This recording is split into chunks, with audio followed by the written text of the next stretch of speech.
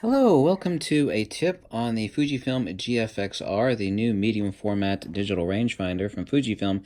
Now, if you have any other Fujifilm camera like the X Pro 2 or the XT3 or XT2, this camera is going to be easy greasy for you to learn. Everything is pretty much going to be identical. There are a couple nuances. One of them is really important. Instead of a front command dial, what we actually have here is a command dial that sits around the shutter release button, and it is metal. And we also have, of course, the standard rear command dial, but I want to show you something important. I am mainly myself shooting aperture priority, but whatever you shoot in, let me show you something. Go to a setup and then to button dial settings, and then we're going to go down to command dial settings, and then what we're going to do is we're going to change, and I've already got it set for myself, the functionality of the command dial that sits around the shutter release button. Now, right now, I'm choosing to set my aperture manually. I have it set 2.8 on this 63 millimeter, but of course, we can also have it set in C all the way over here, which lets you set the aperture via the front command dial. So even though I want to shoot to aperture priority, I can still do that and have it set in C, and without actually having to change the aperture manually, I can actually adjust it manually via the command dial on the top of the camera.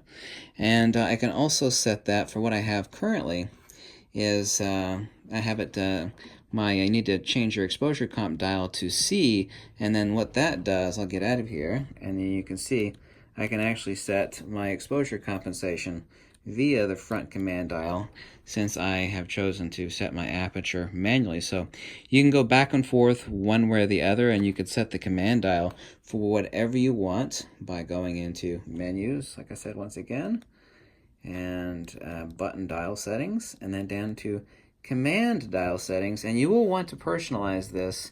This is the one, not eccentricity, but the one thing that's different from the Fujifilm GFX50R that is different from X Pro 2 or XT3 or even the GFX is setting that differently.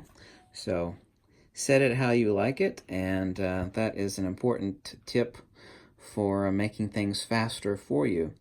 And also too, we actually have functionality set on swipe functions. Let me show you on that. Since we don't actually have a D-pad around the back of the camera like we do on the XT3, those have been replaced.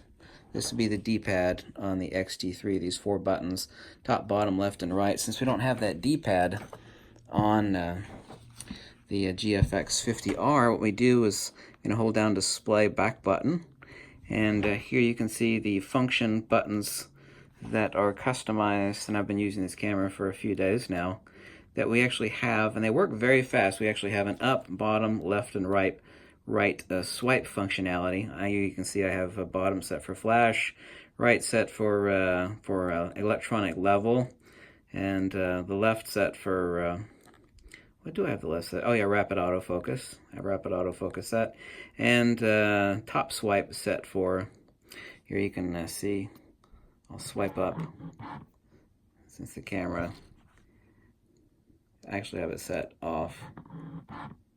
I had autofocus set off. Sorry about that. There we go. I forgot that I'd actually changed the touch functionality. You might be able to see it since it's bright. I have it set between a single point or zone or wide tracking. Sorry about that. My little mistake there. I forgot I accidentally hit this in my last video. I could choose between AF and area and off. And sorry about that, I forgot. So set those 4 swipe functions. I made a small boo-boo there myself and concentrating on making this video, but they do work very fast, as you can see right there. Let me go out of that again and show you how fast it is. Just simple swipe function. Go out of it again. Right here I have my speed light or flash functionality, which I have no trigger or speed light on the hot shoe. So this is a tip on your Fujifilm GFX50R rangefinder. I hope you like these videos. I'm going to be doing some more training videos and tips and tricks on the GFX50R. And we do have a lot of function buttons also too, that people think, well, with the lack of the D-pad, I don't have enough function buttons, but you do. You have the 4 swipe functions, you have this customization button above the Q, and these two, and then we actually have 2 up here. This one's drive, but you can actually, I would leave that at drive, but you can change that if you want. We also have this one set here, which default is set for ISO, and I like it there for ISO, but you can set that to whatever you want. And also too, like on the XT3 or the GFX, we have a front function button, so you actually do have a lot of function capabilities to set. Before of those are touch functions on the touch LCD display. So I hope you like this video and hope it helped in some way. And the GFX50R does have a lot of really nice eye relief. I owned an X Pro 2 for quite a while, and the eye relief on the GFX50R is substantial. You'll really like it. And I have glasses, so I'm to be the first person to complain if I had an issue, but I can't complain. And not with the large EVF and eye relief on the GFX50R. This is the eye sensor, by the way. Same thing as on the XT3 or the GFX. Thank you so much for watching, and let me know if you have any questions, and send me an email if you have any questions or anything you want to say. And by the way, in the other video I told you, you should consider getting the this is the GB-001.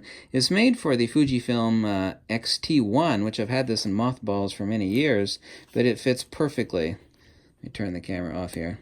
Fits perfectly the GFX50R. Absolutely, and it's totally adjustable. Here you can actually see how it attaches to the bottom. Thank you so much for watching, and goodbye.